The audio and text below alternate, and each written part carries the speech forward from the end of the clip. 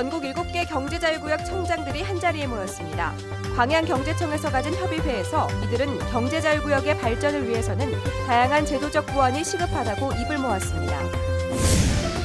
광양의 한 아파트 수십 세대가 전세 계약이 끝난 후에도 보증금을 돌려받지 못하고 있습니다. 전세를 준 회사는 보험에 들어 보증금을 떼일 걱정이 없다고 하지만 입주민들의 생각은 다릅니다. 순천만 국가정원 인근에 오는 2020년까지 순천만 랜드가 들어섭니다. 모두 1,000억 원의 민간 자본이 투입되는 순천만 랜드에는 생태환경관과 곤충생태관, 조류생태관 등 다양한 관광 콘텐츠가 조성됩니다. GS칼텍스 사회공헌 사업인 예울마루 기부 체납이 가닥을 잡지 못하고 있습니다. 기부 체납 이후 여수시와 GS칼텍스 사이 예울마루 운영비 분담 비율에 대해 합의점을 찾지 못하기 때문입니다. 여러분 안녕하십니까? 전국 7개 경제자유구역 청장들이 광양에 모여 경제자유구역의 발전 방향을 놓고 대책을 논의했습니다. 제도적 보완이 시급하다는 것이 전국의 경제자유구역을 이끄는 수장들의 공통된 의견이었습니다. 박광수 기자가 취재했습니다. 경제청장들이 우선적으로 개선이 필요하다고 지목한 분야는 현재 50% 이상으로 규정된 외국계 병원의 외국인 투자 비율이었습니다. 외국인이 경영권을 갖는 데 따른 부작용이 우려되는 데다 국내 사업자가 투자를 피하는 원인이 되고 있다는 겁니다. 경제청이 직접 보상 업무를 수행하면서도 토지나 물건 보상과 관련한 대집행 권한이 없는 점도 사업 시행을 어렵게 하는 부분으로 지적됐습니다. 이 밖에도 국내 기업이라도 창업 초기에 임대 산단에 입주할 수 있는 인센티브를 지원하고 경제자유구역위원회 심의 절차를 더 간소화해야 한다는 안 등에도 뜻을 함께했습니다. 핵심적인 걸림돌은 여전히 까다로운 행정규제. 여기에 투자자들을 끌어들일 유인체계도 부족해서 해외 경제특구와의 경쟁에서 밀릴 수밖에 없는 구조라는 얘기입니다. 지금 우리 경제자유구역들이 국내외 투자 유치하는 여건들이 굉장히 지금 나빠져 있습니다. 그래서 우리 경제자유구역 활성화를 위해서는 여러 가지 개발 절차상이라든가 투자 유치 과정에서 많은 그런 규제를 개선해달라. 이런 데 대해 의견을 모았고 경제청장협의회는 제도 개선이 필요한 14개 항목을 선정해 정부에 공식 건의하기로 결정한 뒤 광양항과 율촌산단 등 광양만권의 주요 산업 현장도 함께 둘러봤습니다. 경제청장들은 하반기 협의회가 열릴 황해권에서는 보다 나은 제도적 환경 속에서 한 걸음 진전된 경제자유구역 활성화 논의가 이어질 수 있기를 기대했습니다. MBC 뉴스 박광수입니다. 순천만 국가정원 인근에 오는 2020년까지 1,000억여 원의 민간 자본이 투입돼 대형 식물원인 순천만 랜드가 조성됩니다. 테마공원 순천만 랜드는 바이오돔 형태의 생태환경관과 곤충 생태관, 조류 생태관 등과 함께 에코 에듀센터가 들어서 연중 생태환경 체험학습이 가능하고 생태환경 연구와 생태관광 콘텐츠를 발굴하는 공간이 될 것으로 기대됩니다. 한편 순천만 랜드 조성을 위해 지난해 9월 24일 전라남도와 민간 사업자가 투자 협약을 체결했으며 순천시는 사업 예정지에 대해 도로부터 토지거래 허가구역으로 지정받은 데 이어 다음 달 MOA 합의각서를 체결하기 위해 실무 작업을 진행하고 있습니다. GS칼텍스 사회공헌 사업인 예울마루 기부 체납이 운영비 분담 비율 논란으로 가닥을 잡지 못하고 있습니다.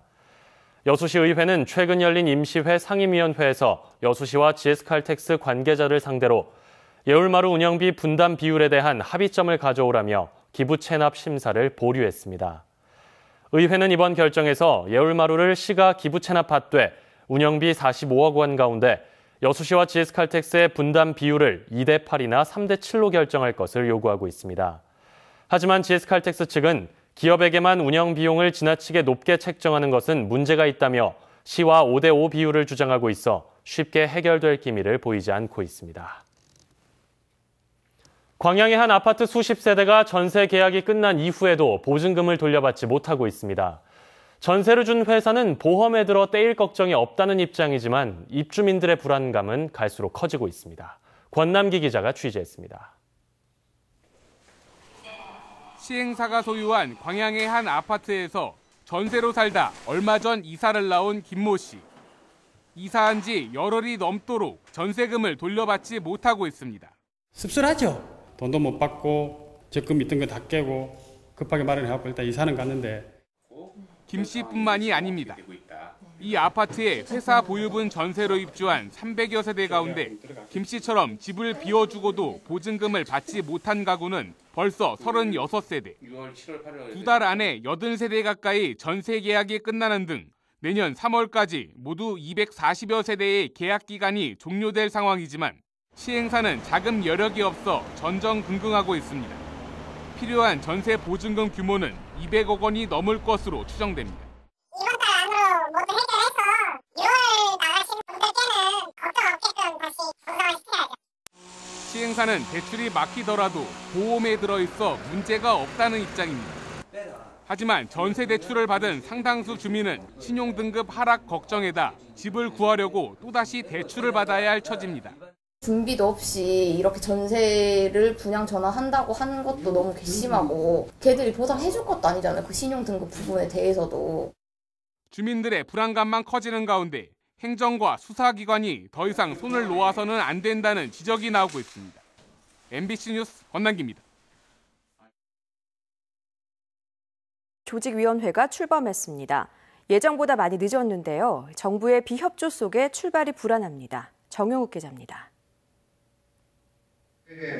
2019년 세계 수영선수권대회 조직위원회가 창립 총회를 열고 본격적으로 대회 준비에 착수했습니다. 조직위는 47명으로 구성됐고 위원장은 윤장현 시장이 맡았습니다. 국내에서 한국에서는 처음으로 세계 수영선수권 대회가 수영 역사상 광주에서 열리는 것은 중요한 전기가 될 것이라고 확신합니다. 대회 5년 전에 조직위를 꾸렸던 유대회와 비교하면 2년 이상 출발이 늦었습니다. 조직위 구성도 유대회 때 같지 않습니다. 위원 규모는 5분의 1 수준으로 줄었고 정부 참여 인사는 4개 부처 차관에서 2개 부처 국장급으로 추락했습니다. 여당 국회의원이 공동 조직위원장을 맡았던 유대회와 달리 이번에는 광주 지역 국민의당 국회의원만 참여했습니다. 정부의 지원과 예산 확보가 걱정되는 대목입니다. 국제수영연맹도 이 점을 걱정하고 있습니다. The only thing we need to be sure that the government, not the government of Gwangju, the government of Korea, the Minister of Sport of Korea are going to support the championships. 실제로 정부는 수영대회 지원본부 구성을 위한 조직 개편안을 승인하지 않고 있습니다. 수영대회 준비를 위해 신청한 내년 예산 74억 원에 대해서도 아직까지 가타부타 말이 없습니다. 유치 당시의 정부 문서 위조 파문과 최근 전공로 가입 문제 등으로 관계가 껄끄러워진 가운데 정부의 비협조적인 태도가 출발대에선 수영대회의 발목을 붙잡고 있습니다. MBC 뉴스 정용욱입니다. 순천 시민의 건강 지표와 삶의 질이 개선되고 있는 것으로 조사됐습니다. 순천시가 2015년도 지역사회 건강조사를 실시한 결과 스트레스 인지율은 22.6%, 흡연율은 18.2%, 월간 음주율은 57.1%로 전년 대비 각각 6.6%포인트, 1%포인트, 0.4%포인트가 감소했습니다. 반면 시민의 신체 활동인 걷기 실천율은 지난 2014년 42.4%에서 지난해 47.3%로 높아져 시민들이 건강에 대한 관심과 실천율이 높아진 것으로 나타났습니다. 여수시가 2012 여수 세계박람회 조직위원회와 유치위원회 파견 근무한 중앙부처나 전라남도 공무원을 대상으로 홈커밍데이 행사를 갖습니다. 행사는 내일부터 1박 2일간의 일정으로 해상 케이블카 탑승과 갯갓길 트레킹, 전통시장 투어 등으로 진행되며 파견 직원과 여수시 직원들을 포함해 120여 명이 참여할 예정입니다. 여수시는 홈커밍데이를 직접 주관하기는 이번이 처음이라며 파견 직원들에게 박람회 성공 개최에 자긍심을 고취시키고 박람회 이후 발전된 여수시의 모습을 알리고자 이 같은 행사를 열게 됐다고 밝혔습니다. 본격적인 매실 수확철을 맞아 각 기관단체의 농가 일손 돕기가 추진됩니다.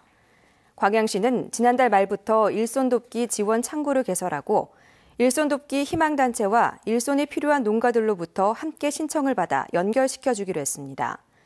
광양시는 다음 달 말까지 수확 작업이 집중돼 인력이 크게 달릴 것으로 우려된다며 시민들의 적극적인 참여를 당부했습니다. 한편 광양시는 오늘 다암농협에서 매실 첫 출하식을 가졌으며 농협중앙회 청과사업국과 개통판매 확대를 골자로 하는 협약을 체결해 매실의 안정적 판로 확보에 나섰습니다. 수억 원의 공천 헌금을 받은 혐의를 받고 있는 박준영 당선인의 구속영장이 기각됐습니다. 국민의당 지도부는 박 당선인의 거취를 놓고 심각한 고민에 빠졌습니다. 김양훈 기자의 보도입니다. 구속 전 피의자 신문을 받은 박준영 당선인은 자정이 다 돼서야 검찰청사를 빠져나왔습니다. 20대 총선 과정에서 3억 5천만 원을 받은 혐의를 받고 있는 박 당선인에 대해 법원은 구속영장을 기각했습니다. 도주나 증거인멸 우려가 없고 대가성 여부를 두고 법리 다툼 여지가 있다는 게 영장 기각 사유입니다. 많이 있었기 때문에 또 구체적으로 내용을 밝히는 것은 맞지 않다고 봅니다. 진실되게 얘기를 드렸습니다. 국민의당 지도부는 박 당선인의 당원 자격을 놓고 고심에 빠졌습니다.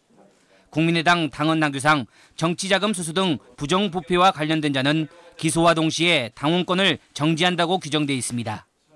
구속은 피했지만 회계 담당자 등이 이미 구속돼 박 당선인의 기소 가능성이 높습니다. 하지만 무죄 가능성도 있어 국민의당은 박 당선인을 섣불리 제명할 수 없는 상황. 그렇다고 박 당선인의 사건 공방 기간이 길어지면 신당 이미지에 손상이 불가피합니다. 박 당선인의 결백을 믿지만은 그 결과를 보고 만약 기소가 되면은 당원권 정지에 할 수밖에 없다. 이렇게 생각하고 있습니다. 지역민들 역시 박 당선인의 구속은 피했지만 계속된 수사와 재판으로 인한 의정활동 공백을 우려하고 있습니다. 일부 입지자들을 중심으로 벌써부터 보궐선거를 준비하는 분위기도 감지되면서 지역 정가도 여전히 술렁이고 있습니다. MBC 뉴스 김양훈입니다. 광양시와 정인화 국회의원 당선인이 처음으로 정책 간담회를 갖고 현안 추진에 적극적인 협력을 약속했습니다. 광양시는 특히 남해고속도로 선형 개량 사업과 백운산 국립공원 지정, 광주과학원의 광양 분원 설치 사업 등과 관련한 중앙정부와 협력을 위해 심도 있는 소통의 필요성을 제기했습니다. 정현복 시장은 오늘 간담회에서 당선인이 지역이 한 단계 더 도약할 수 있도록 힘을 실어줄 것을 요구했으며 정 당선인은 시의 주요 현안들을 적극적으로 챙기겠다고 화답했습니다. 소록도에서 40여 년 동안 봉사활동을 펼친 마리안느 마가렛 수녀를 기리기 위한 기념시설 건립이 추진됩니다. 고흥군과 한센인 총연합회는 소록도 병원 개원 100주년을 맞아 두 수녀의 희생과 봉사정신을 이어가기 위해 봉사학교와 기념관 건립을 정부에 공동 건의하겠다고 밝혔습니다. 여수시가 돌산공원에 추진하고 있는 테마단지 조성 사업에 대해 시의회에 이어 시민단체도 반대 입장을 밝혔습니다. 여수시민협은 오늘 성명서를 통해 여수시가 교통, 주차 문제 등을 외면한 채 가시적 성과에 연연하고 있다며 돌산공원을 시민을 위한 공간으로 활용해야 한다고 주장했습니다. 시민협은 이어 여수시는 무분별한 개발을 자제하고 관광 정책도 양적 팽장에서 질적 팽창으로 변화해야 한다고 강조했습니다. 한편 여수시는 어제 민간 사업자 4곳이 제출한 제안서를 심사했지만 모두 평가 기준에 미달돼 우선 협상 대상자를 선정하지 못했습니다.